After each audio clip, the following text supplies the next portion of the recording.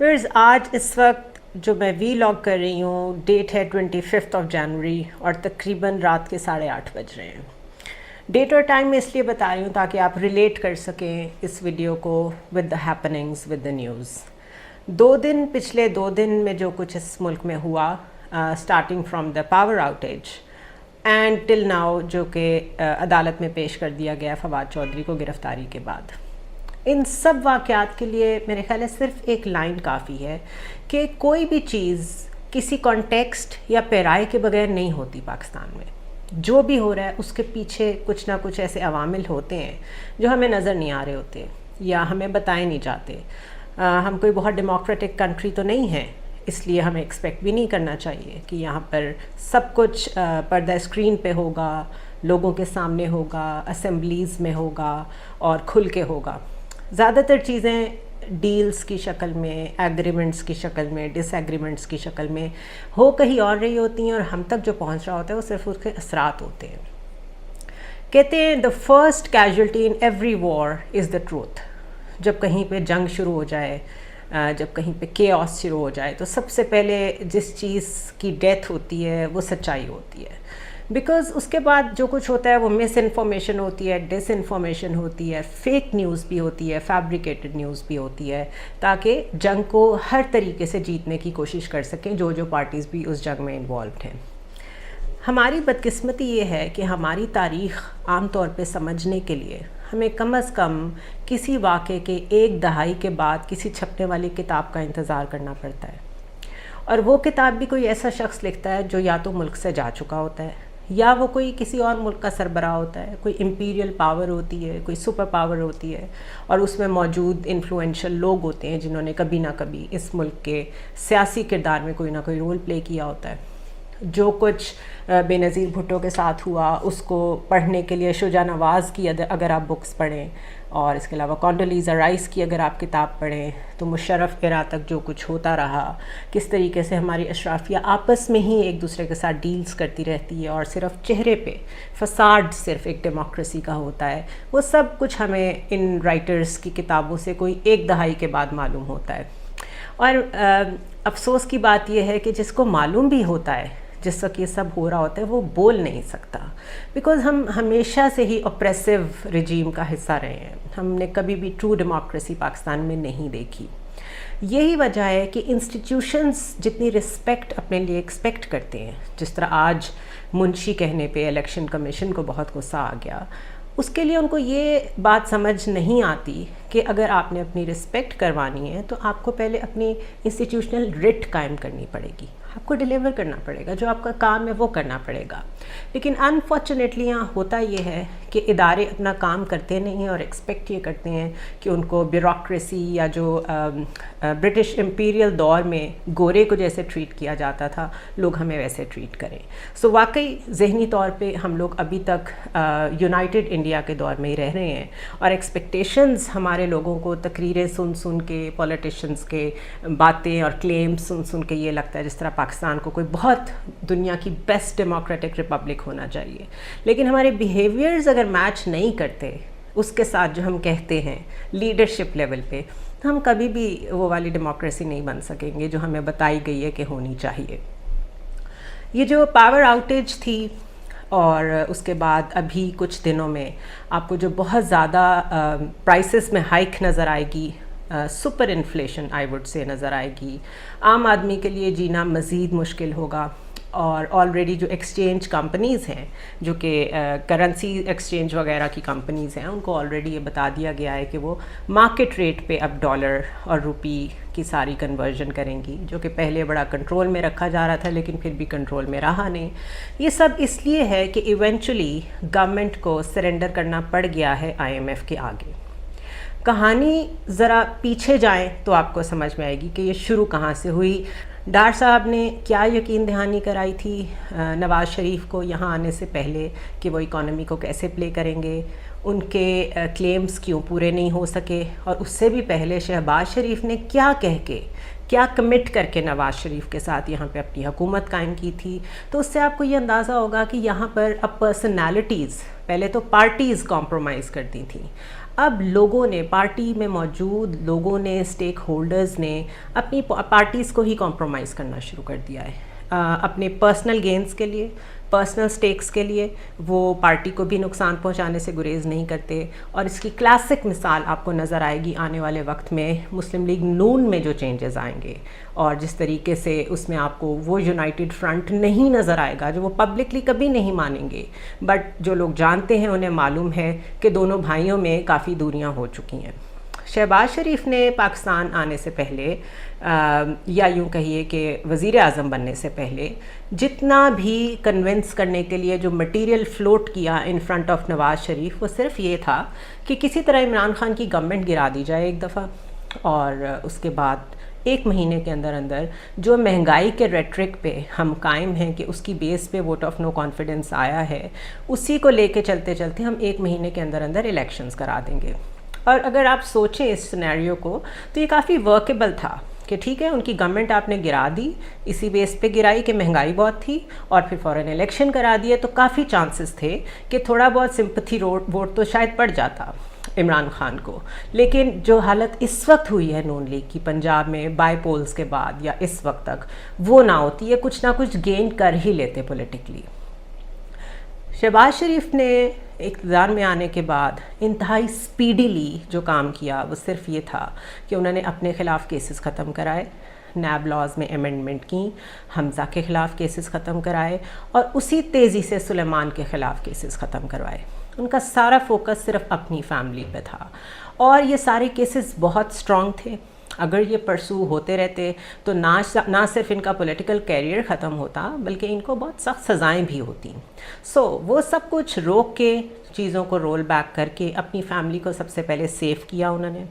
اس کے بعد نواز شریف صاحب اس انتظار میں بھی تھے کہ ان کے خلاف بھی جو کیسز ہیں ان کو بھی رول بیک کیا جائے، جس کو وہ ٹالتے رہے، مستقل ٹالتے رہے، اور کبھی کوئی سٹوری فلوٹ کرتے رہے، کبھی کوئی سٹوری فلوٹ کرتے رہے. And of course this was all happening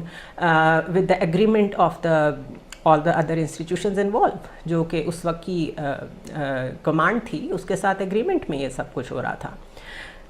جو پرانے جرنلسٹ ہیں اگر آپ ان سے بات چیت کریں تو وہ آپ کو بتائیں گے، سینئر جرنلسٹ کی میں بات کر رہی ہوں، کہ شہباز شریف ہمیشہ سے وزیر اعظم بننا چاہتے تھے، ان کی شدید خواہش تھی،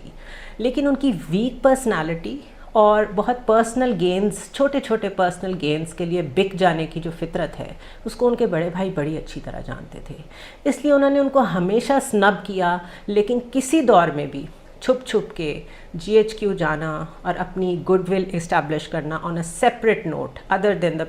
مسلم لیگ نون، وہ ان کی عادت رہی ہے. اور یہ ہمیشہ سے اس خواہش کا شکار رہے ہیں کہ کسی طرح ان کو ایک دفعہ وزیر اعظم بننے کا موقع مل جائے. تو وہ جب تک تو ان کے بھائی یہاں پہ تھے اور اہل تھے وزیر اعظم بننے کے، وہ انہیں مل نہیں پایا. لہٰذا جب سے نواز شریف یہاں سے گئے اور مسلم لیگ نون کی باغ دوڑ ان کے ہاتھ میں آئی، تب سے ہی ان کی کوشش تھی کہ یہ جتنا بھی اچھی طرح اپنے آپ کو پریزنٹ کر سکیں مقتدر حلقوں کے آگے کہ میں آپ کا بہت سبسروینٹ بن کے رہوں گا، یہ وہ کرتے رہے ہیں. اور اسی لیے جیسے ہی موقع ملا عمران خان کو ہٹا کے ان کو بٹھا دیا گیا.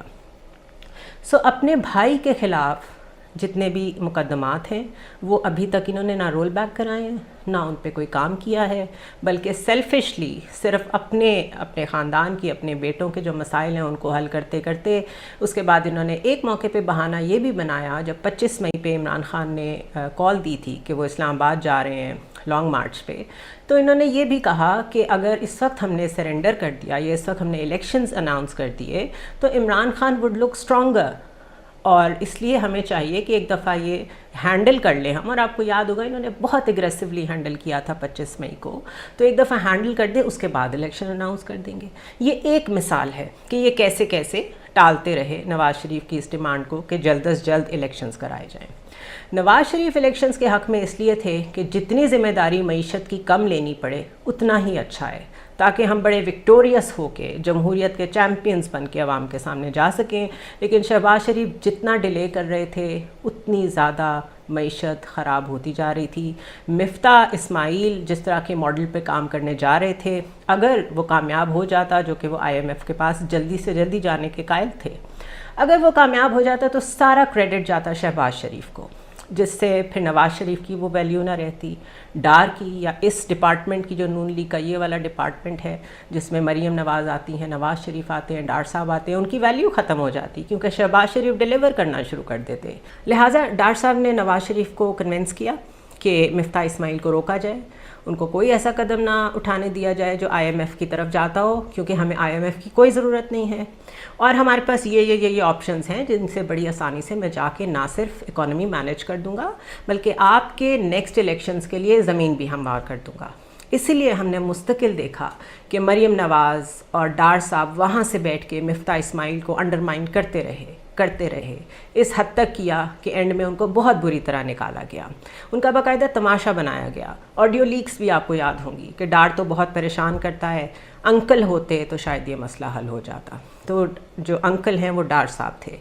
تو اس طریقے سے ڈار صاحب یہاں آئے، لیکن انہوں نے بھی آ کے وہی کام کیا جو شہباز شریف نے کیا تھا. انہوں نے آ کے اپنی جو فروزن ایسٹس تھے ان کو ریلیز کرایا، اپنے خلاف کیسز ختم کرائے، اپنے سارے مقدمات کو ڈیل کیا جو کہ ابھی آنے تھے سامنے، جو سامنے نہیں تھے ان کو بھی ڈیل کیا. اور اس کے بعد نواز شریف کو پروف کرنے کے لیے کہ میں آپ کو جو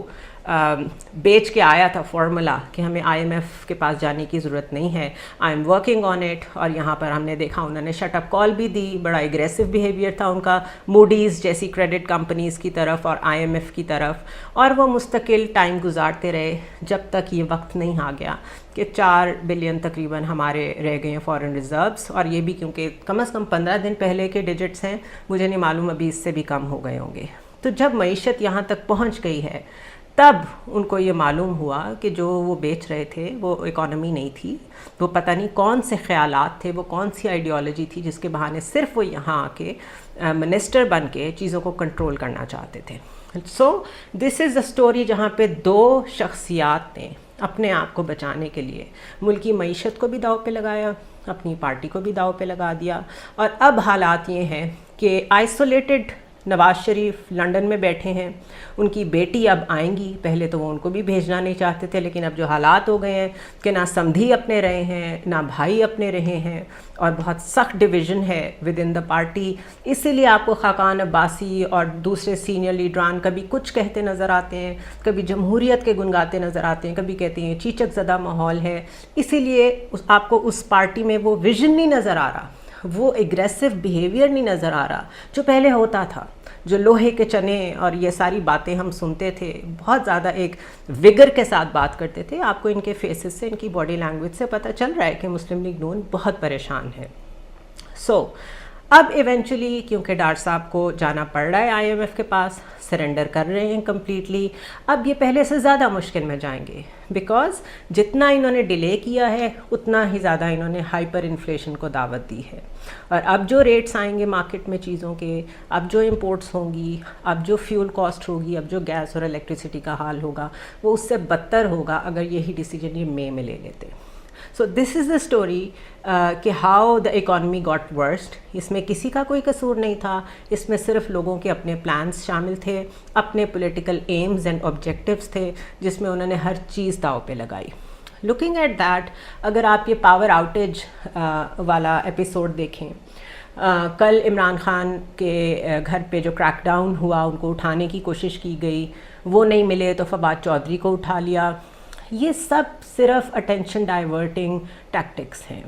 اور ان میں عوام کو الجھائے رکھنے کا پرپس بھی یہی ہے کہ آگے آنے والے جو سخت حالات ہیں لوگ اس میں نہ بولیں، کیونکہ اسٹیٹ آپریشن کا یہ لیول دیکھ کے ظاہر ہے لوگوں کا کانفیڈنس انڈرمائن ہوتا ہے. لوگوں نے کمانا بھی ہے، لوگوں نے اپنے بزنسز بھی کرنے ہیں، سیلریڈ کلاس یا تو اپنا پولیٹیکل ایکٹیویزم جاری رکھے یا وہ اپنے گھر چلا لے، یہ ساری ریالٹیز ہیں. تو یہ سارے حالات استعمال کیے جا رہے ہیں پی ٹی آئی کو میکسیمم بریک کرنے کے لیے،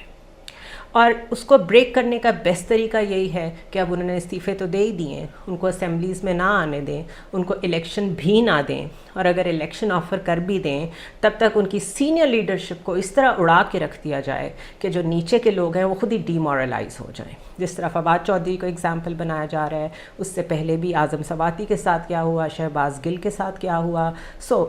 Imran Khan is under a direct threat now, اور اس میں ان سے بہت بڑی غلطی یہ ہوئی ہے کہ ان کے پاس جو اسٹرینتھ تھی، جو ان کی پاور تھی ان کو لانگ ٹرم میں سوچنا چاہیے تھا، because state craft is not cricket کہ اگلی بال ہم ایسے کرا لیں گے اس سے اگلی بال ایسی کرا لیں گے. ان کو سوچنا چاہیے تھا کہ لوگوں نے ان کو ٹرسٹ کر کے مینڈیٹ دیا تھا کے پی میں بھی اور پنجاب میں بھی، اگر وہ اسے اپنے پاس رکھتے اور اس کے بعد ایک لمبی اننگ کھیلتے ان کے ساتھ تو انہوں نے تو خود ہی اس اکانومی کے بوجھ تلے اور اپنے ان پلانس کے تلے دب جانا تھا. But unfortunately and we expect کہ کسی نہ کسی طرح حالات کچھ صحیح راستے پہ چلیں، لیکن یہ جو کچھ ہو رہا ہے یہ عوام کو میسج ہے، یہ لوگوں کو میسج ہے not to stand with P T I اور not to stand for yourself, not to stand for freedom of expression. ورنہ اگر آپ آرکائیوز نکال لیں تو مریم نواز سے لے کے زرداری صاحب خود،